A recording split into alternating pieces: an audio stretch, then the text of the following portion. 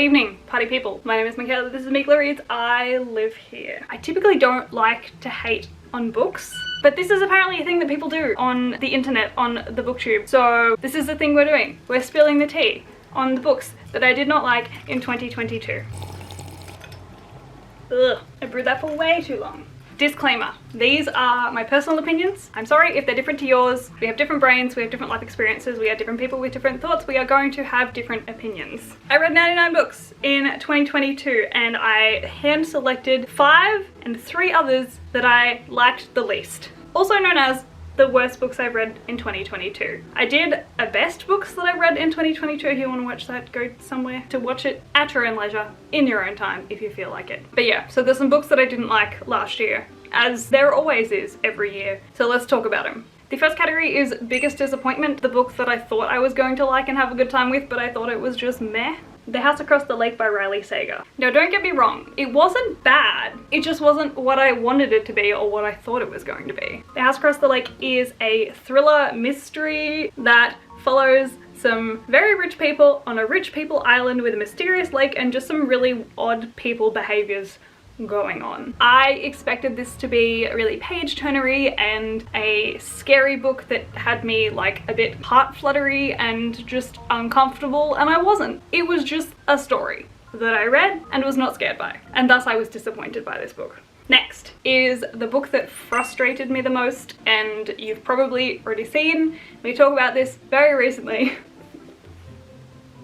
I'm sorry if you liked this. Overall, I actually think it was a relatively well thought out story and concept, but I was just so fucking frustrated by the main character the whole time that I'm not entirely sure that the emotional turmoil that I went through was worth the story and my time in the end. This is, again, another thriller mystery following a psychotherapist and a patient. The patient has murdered her husband and the therapist is trying to figure out why, as the patient has stopped talking since the incident happened. Again, I've read this very recently, so I'm not going to keep harping on about it, but just know I was frustrated, so frustrated, the whole time. And finally, our last honorable mention is actually just an honorable mention for this list.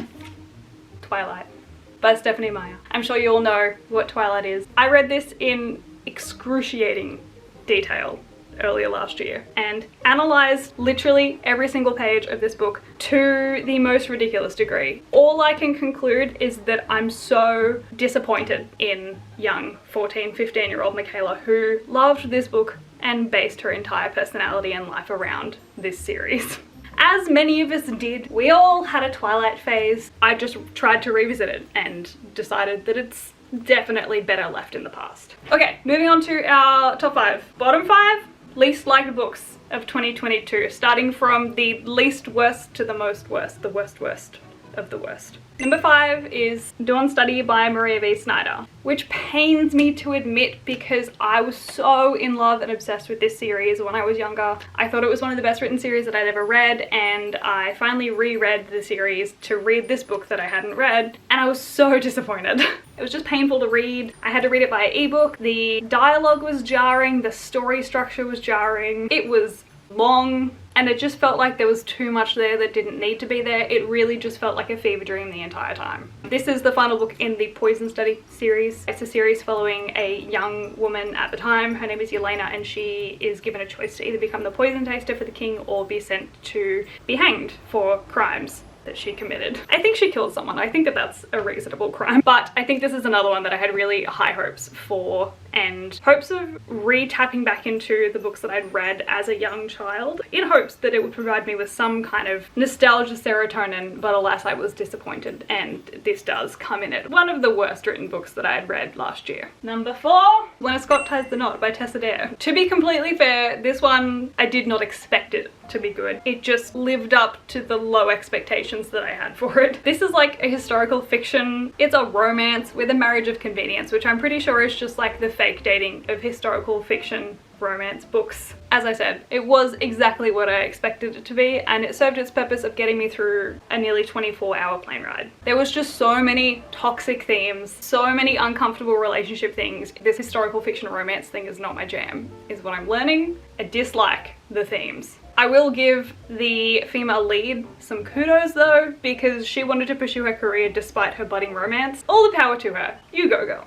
Number 3, now book talk, don't come for me please, was Zodiac Academy. I don't know the authors to this because there's 2 of them, and I never took the time nor the care to actually memorize who had written the book that I had read. I read this to try to find a book series to fill the Sarah J Maas hole that has settled itself into my heart. We did not get that. Instead, we got a fantasy bully romance following twins where they have to go to a magical school because they found out that they're magical, and literally everyone hates them. Every single person at this school does not want them there. The main romance, the 4 boys that they have feelings for, are 4 frat mentality boys of supernatural origin who literally intimidate, bully, and abuse these 2 girls throughout the entirety of the book. I have heard that the series gets better and that it's addicting, but do I want to subject myself to that? Do I want to put myself through that again? I really don't think that I do. It was just a really badly written, dark, Winx Club fever dream that I do not want to go near again. Number 2, BookTube. Please do not come for me. I'm sorry. The Poppy War by R.F. Kuang. I just found it really confusing and I could not keep up with what was happening. There were time jumps everywhere. There was a page in here that literally spanned a year and there was little to no paragraph break to communicate that. And again, I just felt like I was in a fever dream and I had no idea what was going on for majority of the book. Honestly, the only reason I kept reading it is because I read it with Kirsty and we were in it together. A shared fever dream. A folie à deux, if you will. And finally, the worst book that I read this year, and I take no issue with saying that because I listened to this book on audiobook and I still considered DNFing it. I Give My Marriage a Year by Holly Wainwright. If that title does not tell you anything, I do not know what will. The premise of this book is a woman literally tests her husband once a month, 3 months of which he has no idea of, about whether or not she wants to continue their marriage or if she wants to leave him and her life and her kids to go off with her side piece, who we're introduced to in the first chapter. It wasn't even well written. Again, consider DNFing it while listening to it, and realistically, I probably should have. I don't know why I kept going. I think I hoped that this would be like a fun fiction contemporary book that I could, you know, just like have a fun time with. Similar to the romances, it'd just be an easy, good read and eventually it would eventuate. But even the ending wasn't realistic. It felt rushed, the writing wasn't good, the story was god awful, and the themes that it pushed were so not okay. So, with that being said, this is absolutely, without a doubt, hands down the worst book I read last year. Also, I found this weird thing where this book has legitimately the same woman leaning up against a wall, literally cut and paste. Something's off here. Something is not right.